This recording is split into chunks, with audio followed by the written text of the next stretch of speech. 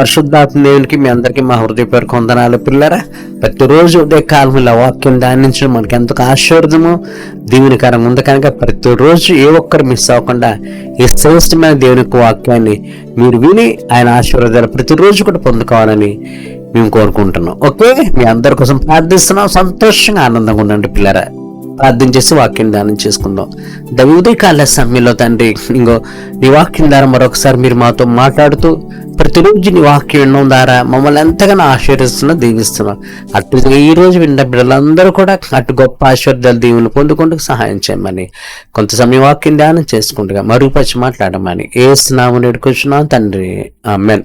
Okay పిల్లరా, కీర్తన గ్రంథం 27వ కీర్తన 7వ వచనంలో చూసినట్టయితే, నాతో యుద్ధము చేయుటకు దండు దిగినను నా హృదయము భయపడదు, నా మీదకి యుద్ధము రేగినను దీనిలో నేను ధైర్యము విడువకొందును. యేసు నామమున జరుగును గాక.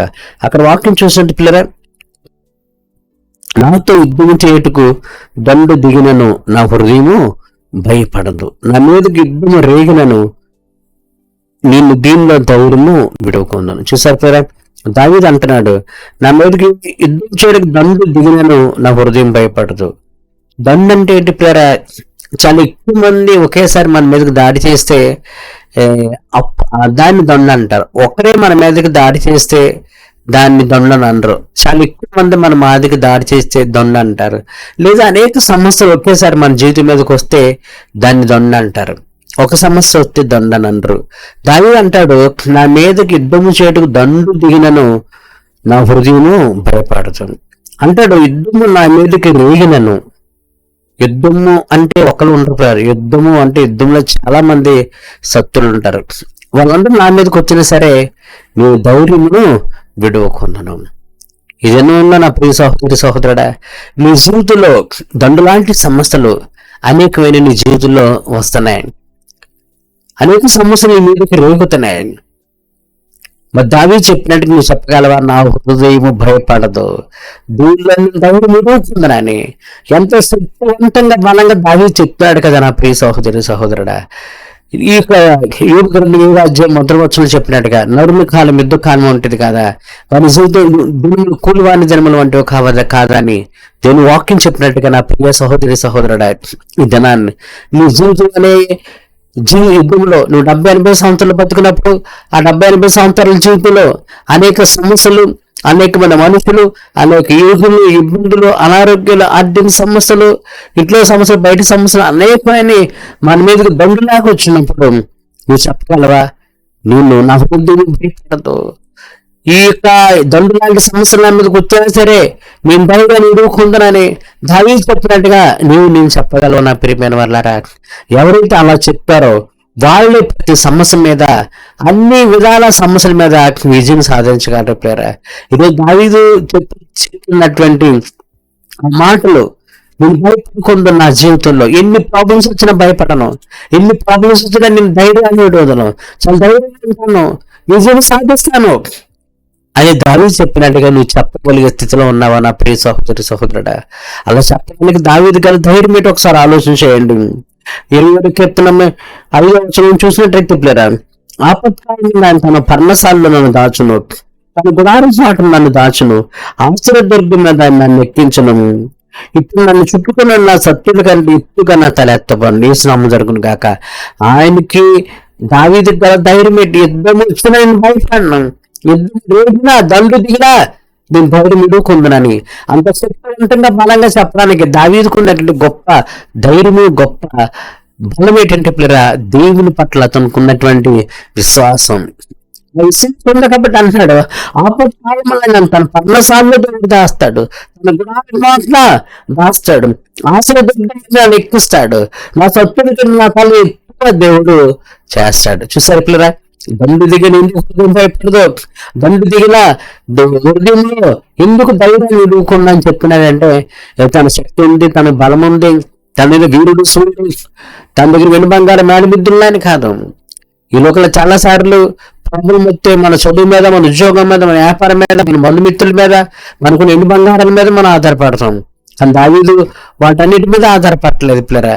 ఆయన ఆధారపడేది ఎవరి మీద అంటే దేవుని పట్ల అతనుకున్న నమ్మకము, దేవుని పట్ల అతనుకున్న విశ్వాసం మీద ఆధారపడుతున్నాడు. యేసునామం జరుగును గాక.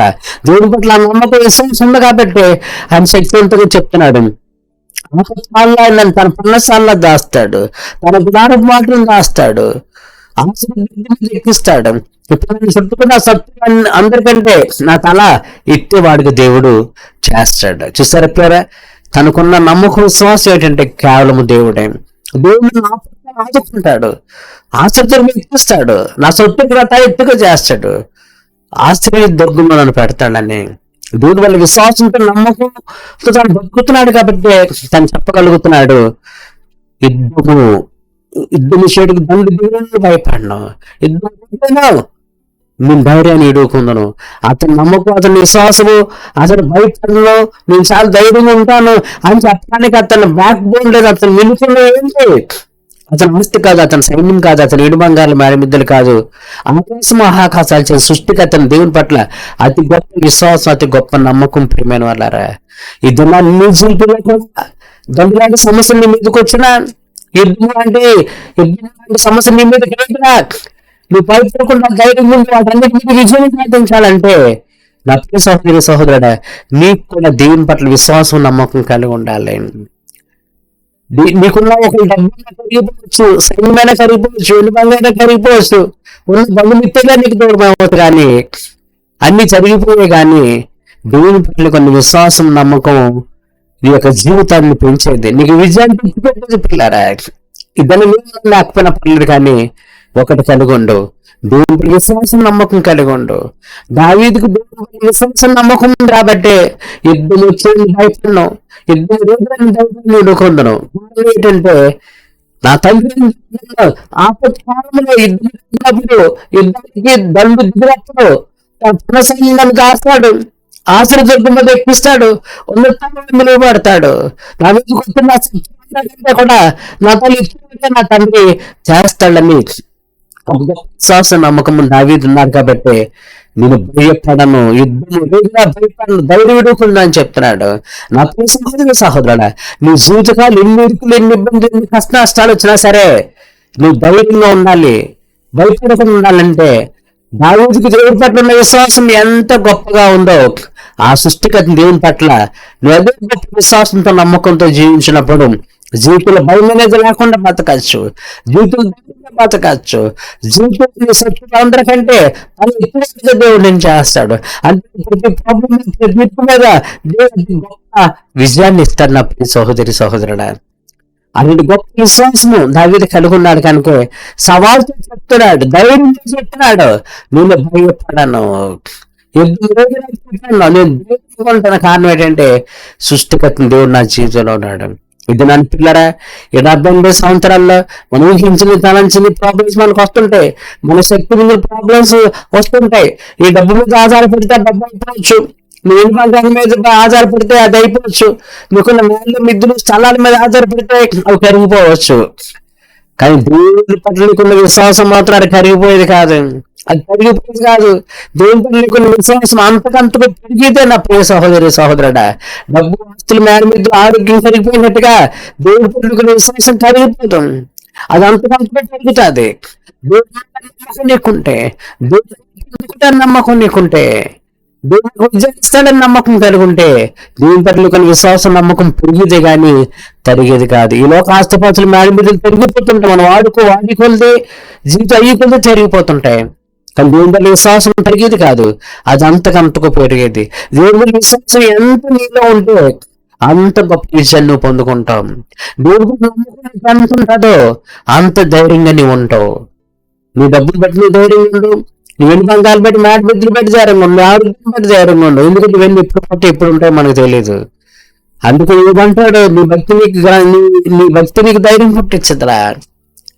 నీకు దేవుడి పట్ల భయభక్తి జీవితము, దేవుడి పట్ల విశ్వాసం, నమ్మకమే ఈ జీవితంలో ధైర్యంగా నిన్ను ముందుకు తీసుకెళ్తుంది. డబ్బు లేదో, అది లేదో, ఆరోగ్యం లేదో, ఆస్తిపాస్తులు, మేడ బిద్దులు ఎప్పుడు నిరాశపడకు, కానీ అవి ఉన్నా లేకపోయినా పర్లేదు. అది గొప్ప విశ్వాసం, నమ్మకం కలిగి ఉంటే చాలు. ఆ విశ్వాసం, నమ్మకం ఆర్థిక సమస్యలు, అనారోగ్యం మీద, మనుషుల మీద, సత్యం మీద, మీద కూడా నీకు అత్యధికమైన విజయాన్ని తెచ్చిపెడుతుంది నా సహోదరి సహోదరులే. ఇది నా తండ్రి, ఆ సృష్టికర్త దేవుడు నీ దగ్గర నుంచి నా దగ్గర ఏదో ఒకటి కోరుకుంటున్నాడు. నా పట్ల విశ్వాసం ఉందా, నా పట్ల నమ్మకం ఉందా? అందుకే కొత్త ముందలు చాలా సార్లు పాత ముందల కానీ భక్తులు వాళ్ళు అడిగినప్పుడు నన్ను సత్కరించి ప్రభు అంటే ఇది నేను చేయగలను, నువ్వు నమ్ముతున్నావు అని అడిగేవాడు చాలా సార్లు ప్రభు ఆయన దగ్గరికి వచ్చిన అనేక మందిని.